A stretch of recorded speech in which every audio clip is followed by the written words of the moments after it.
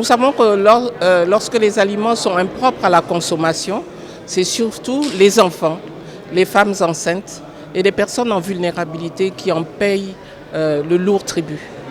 Et ceci déstabilise aussi nos systèmes de santé parce que ces malades engorgent les hôpitaux et les établissements de santé.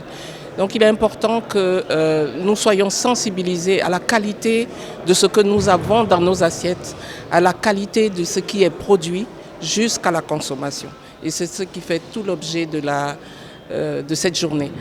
Nous profitons de l'occasion pour féliciter l'université et plus particulièrement la faculté qui nous accueille aujourd'hui parce que sans recherche, sans évidence, nous ne pouvons pas avoir des politiques qui sont ajustées sur ce que les populations vivent. Ce que devra faire la science, c'est de poursuivre sa mission d'être au service de la communauté, à poursuivre sa mission de recherche afin d'identifier tous ces dangers, tous ces risques auxquels les populations sont exposées, afin de donner l'information aux décideurs politiques. La science sert d'éclaireur à l'action politique, la prise de décision.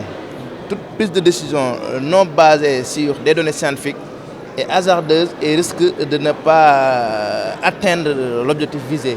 Et donc la science est là comme support, comme générateur de données afin d'éclairer l'action politique, mais également de sensibiliser les populations, de sensibiliser la presse qui doit relayer l'information sur les dangers, sur les risques liés à la consommation d'aliments contaminés.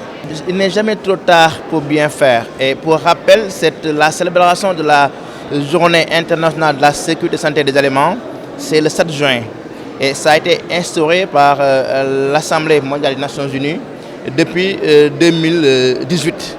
Donc ce n'est que 4 ans quand même que ça a été consacré. Et donc le Sénégal fait partie des premiers pays à penser en marge de cette célébration du 7 juin, organiser au niveau universitaire cette journée qui réunit les acteurs, qui réunit les chercheurs, les étudiants, les politiques, la communauté, la presse, afin de partager, de mieux porter le message scientifique vers nos populations. Le Codex, avec ses scientifiques, travaille pour que les toxiques que nous ingérons soient à des teneurs qui ne nous entraînent pas de maladies.